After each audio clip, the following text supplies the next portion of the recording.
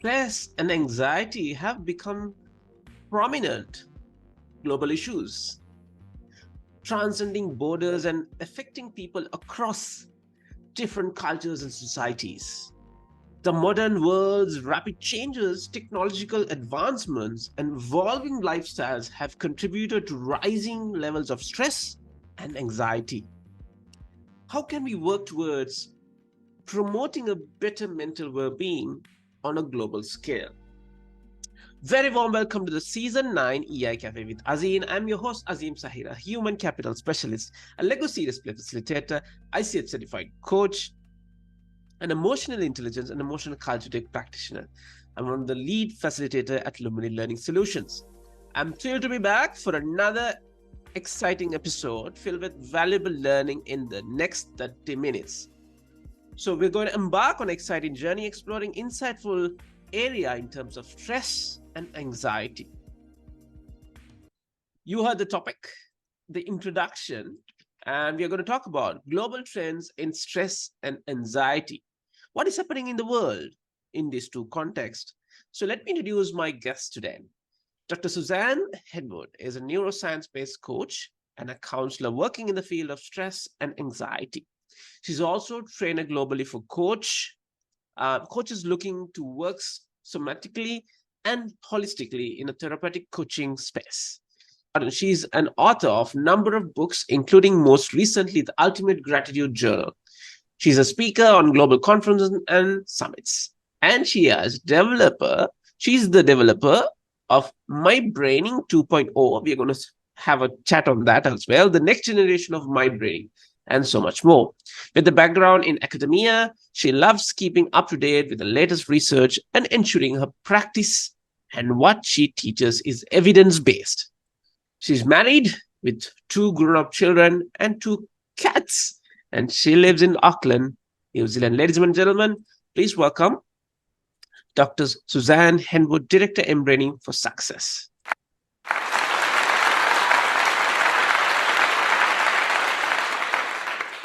Suzanne, welcome to the cafe. Oh, thank you for having me. Brilliant. So, Suzanne, one thing foremost, before we start everything, thank you very much for checking in your valuable time, spending 30 minutes of your valuable time to talk an important topic in today's context, stress and anxiety. Sorry. So, every time when I go to an intervention or facilitating, the element of stress always comes in, always kicks in.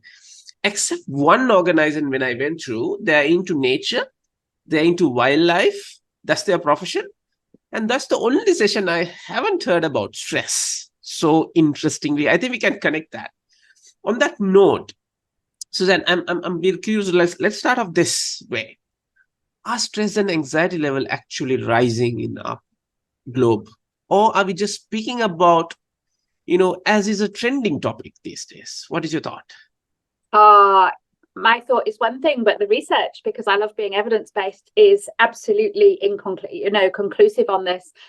Stress levels are rising, and some of the figures are actually quite scary. So post-COVID, it's gone up 25%. Anxiety and depression, that's a World Health Organization figure, gone up another 25%. If you look at some of the individual studies, for example, around healthcare, because I come from healthcare, I still care a lot about healthcare practitioners. 41% of people have got anxiety and 45% people stress. That's crazy figures. In the USA, 31% of all adults have stress or anxiety. And Forbes recently said 28% of people globally. That's very nearly 1 in 3.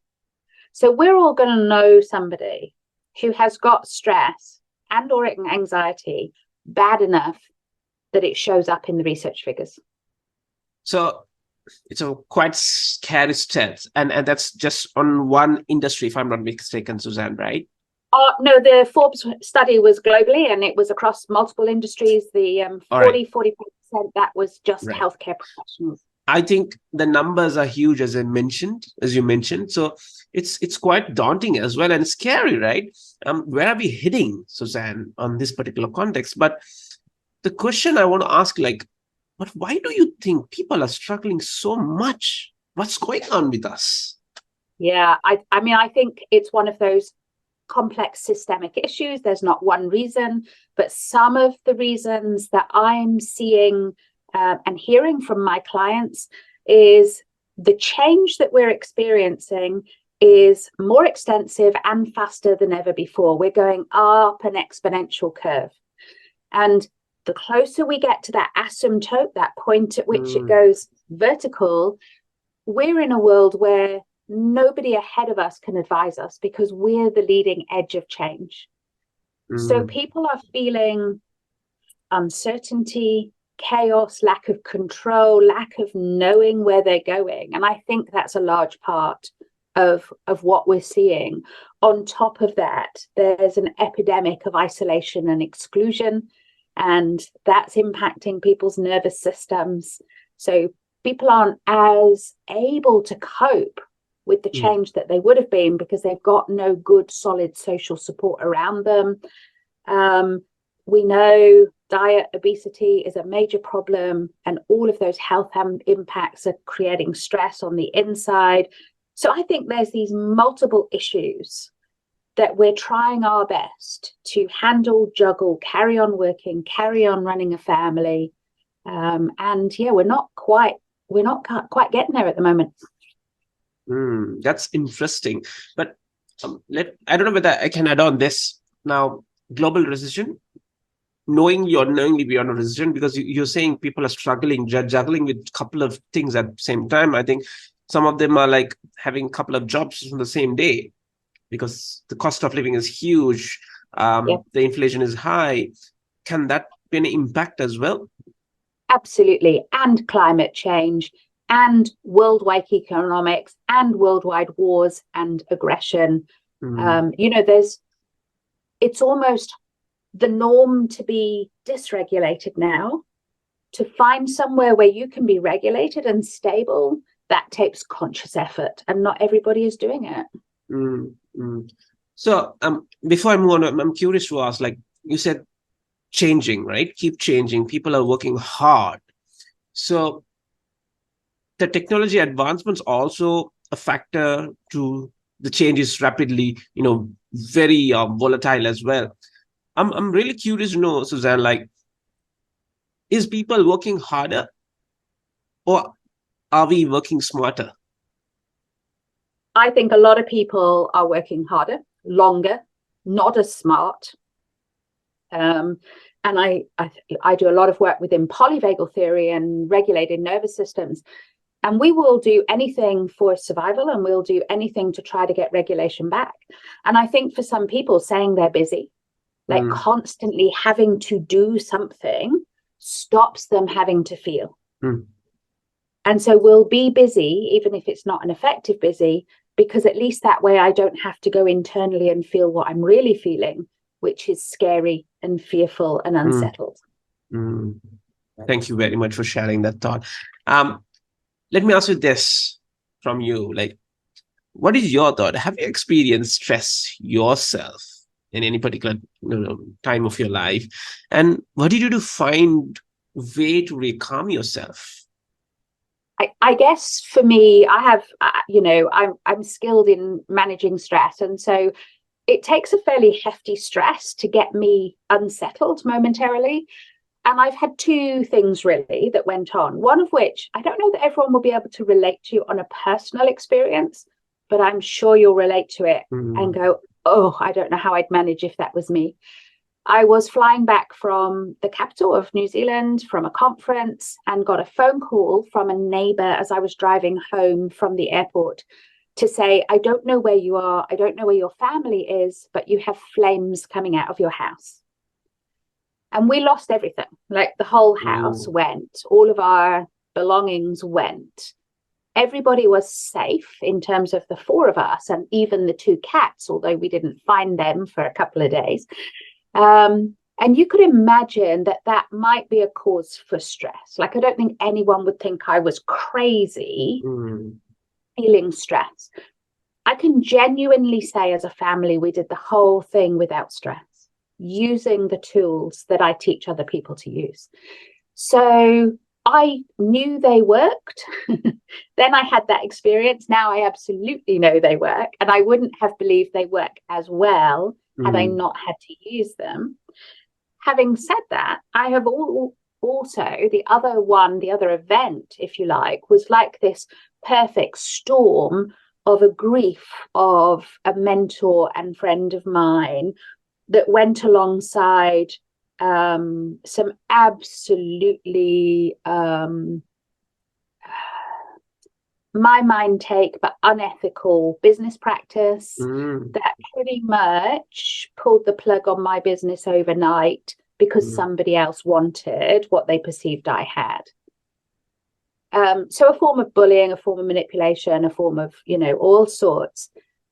Even using the tools, that took me quite a lot longer to get stabilized, but I did get there. So I'm not trying to suggest that it's always a quick win, that you can just do it like a magic button, but absolutely you can use neuroscience-based tools to get you through and get support around you. So that's how I've done it, using the tools I teach and getting a really good small network of solid, trusted support around me.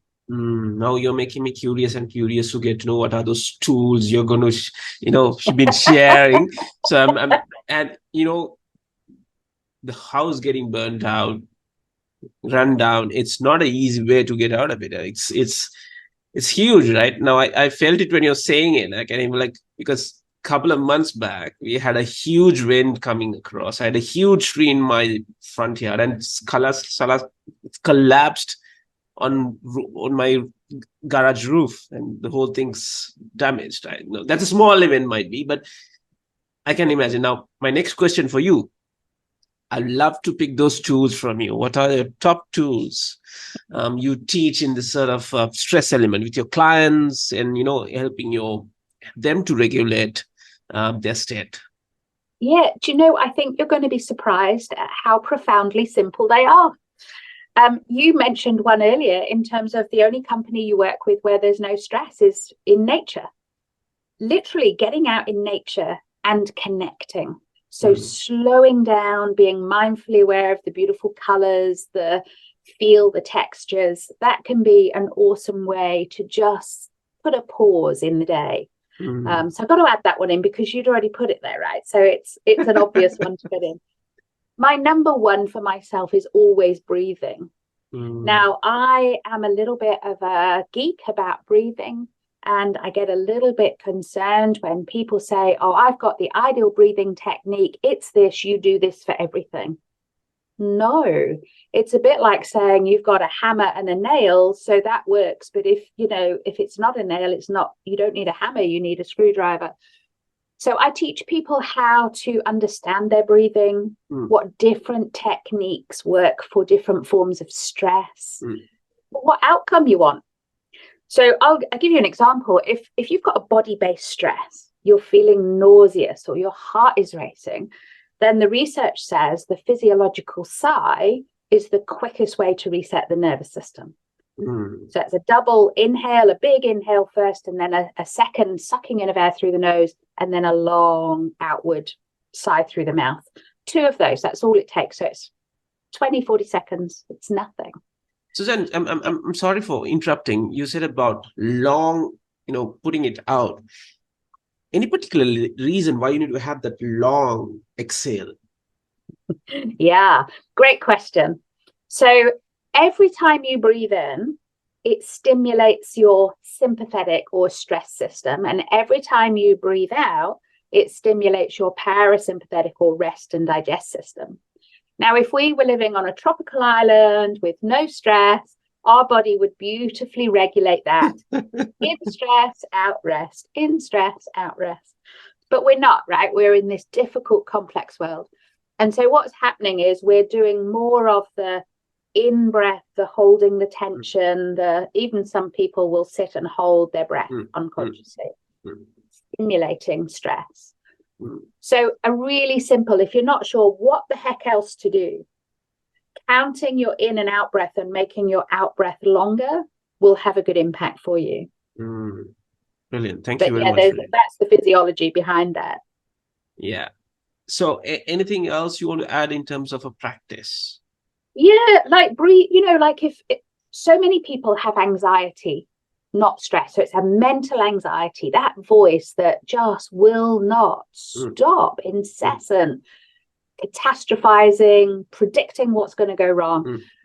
So Mark Waldman, again, all research-based, says a big mindful yawn is the quickest way of quietening down head-based anxiety. Wow. So this is why knowing what you're feeling and knowing the right tool to use for it just makes this really simple, because you reach for the right tool and it's settled within minutes, literally, so that you're calm in the system. That hasn't resolved the problem, but it allows you that space to come back to self, be grounded, and then say, so what do I need to do? So yeah, breathing, the right sort of breathing, box breathing is also very, very effective for anxiety, but it's usually taught as 4-4-4-4. Correct. The number that you need to use is actually dependent on your CO2 tolerance, and we're very rarely taught that. So working with someone initially to establish your CO2 tolerance, finding out what box size you need, will make it even more effective for you. So what do you mean to say is if the CO2 is more than what required, it doesn't need to be 4-4-4, it can be a 5-5-5-5. Yeah, it's about how long we can comfortably hold a breath for. And the longer we can hold a breath for, which allows us to tolerate the carbon dioxide, we can extend that number up to even 8 or 9 per box size. So what about a technique of like descending from like count like 10, 9, 8, 7, coming down to the numbers? How does that help? Does that help, or is that technique works? Well, it might do. I guess I'd be asking you for what purpose. So if it's a way of distracting from the head voiceover, because you can't, as best we try, we cannot do two things at the same time. Absolutely. So if I can distract my mind from its catastrophizing, and maybe counting backwards is a way of doing that, it may well work. For me, adding in the physiology of the out breath, or some beautiful self-havening, where we're, affecting those neural wirings right up to the amygdala, then that will be even more effective than just counting. Fantastic. Something like gratitude. Gratitude is the single most effective ways of rewiring the brain to be more positive. But you can't do gratitude if you're still in a stress response. You will not remember that. No, so that's why I often start with breathing, get the system back into regulation. And then maybe you can do some of these other, mindfulness tools or gratitude. I don't know if you're familiar with the whole polyvagal theory and working directly with the vagus nerve.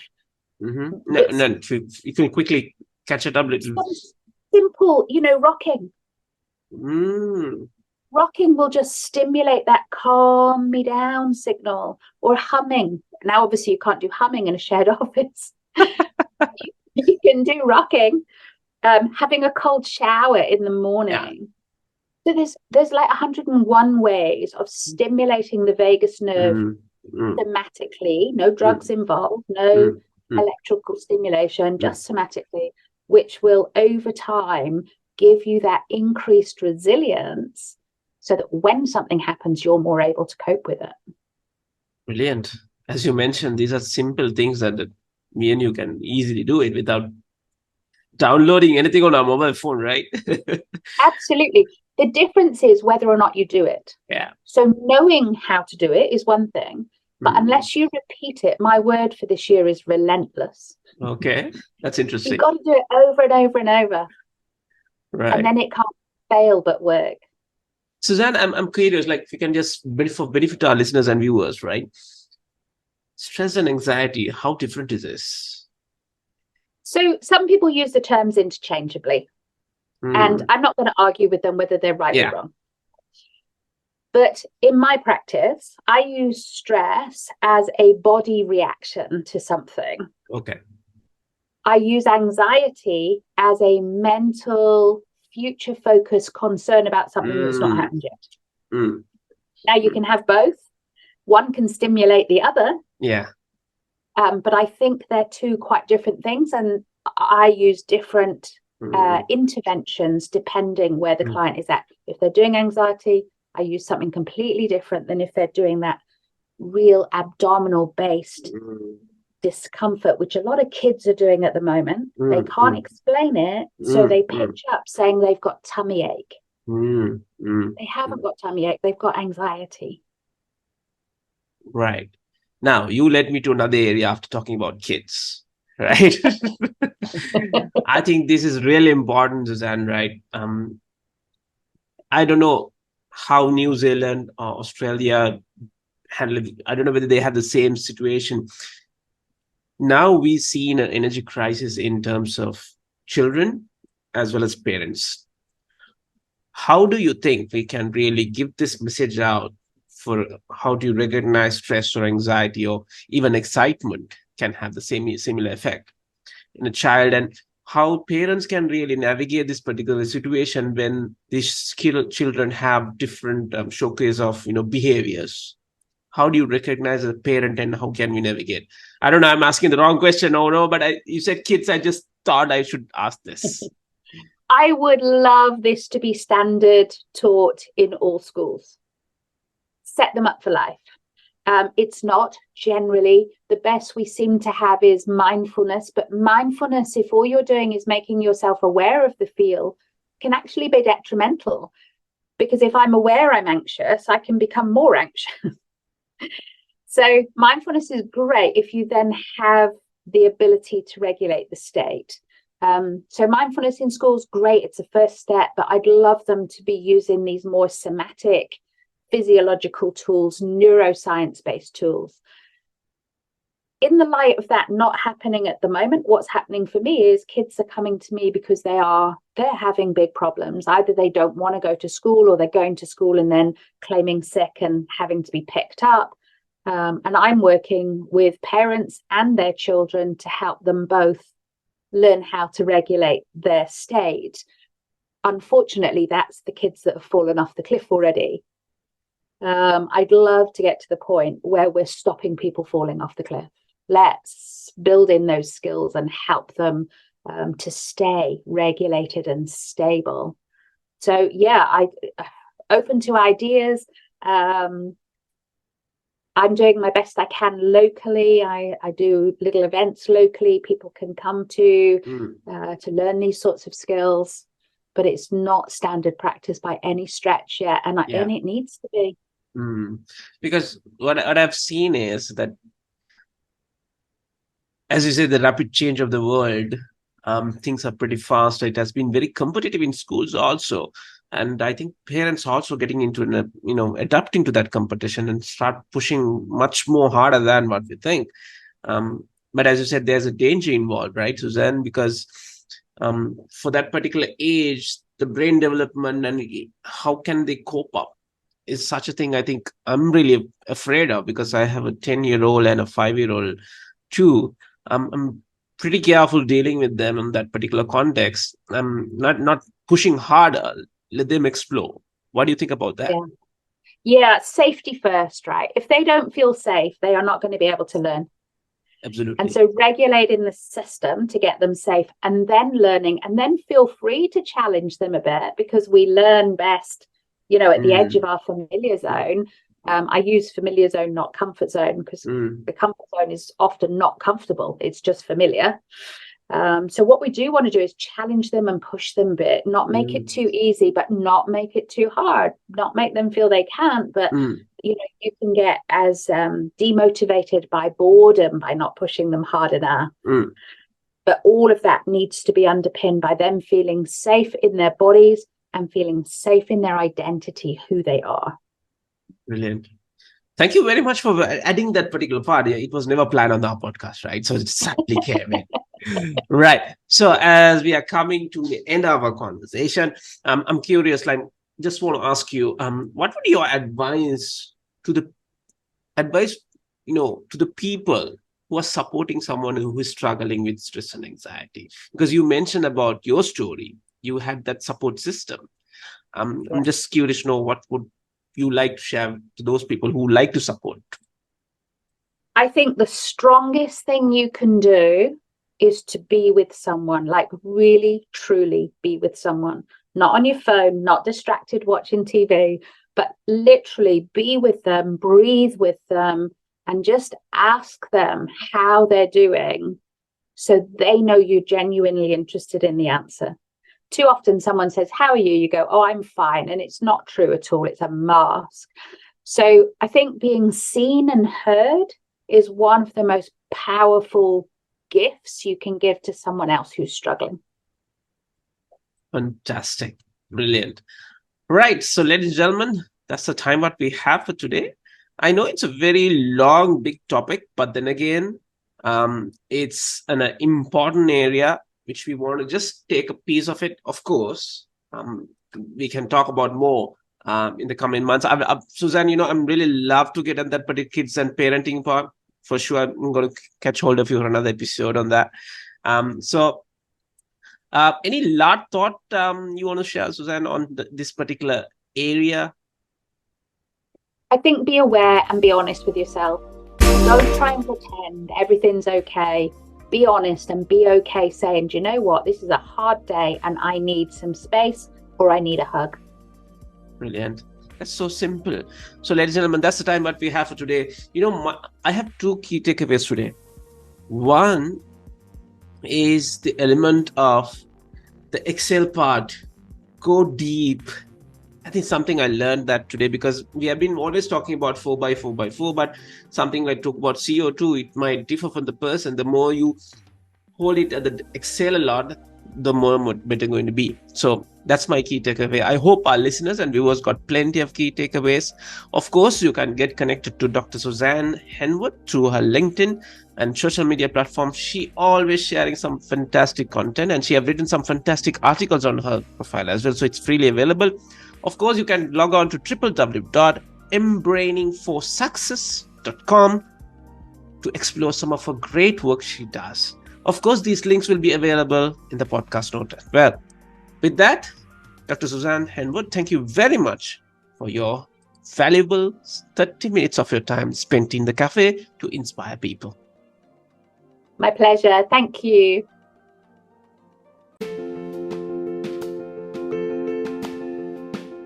Thank you for tuning in to this podcast of EI Cafe with Azim. We sure do hope you enjoyed it, and if you have any questions, please do reach out. If you haven't done so already, make sure you subscribe to the show that is available on all major podcast platforms so you're notified when a new episode is posted. Please rate, review, and leave a comment and share it with your friends. Thank you so much for listening, and we hope you're leaving with some great insights that can help you in your daily life. Follow Azim on social media and do write to us on topics and experts you'd like to hear from, and we will try to get them on board. Goodbye for now, until we meet again on another episode of EI Cafe with Azim.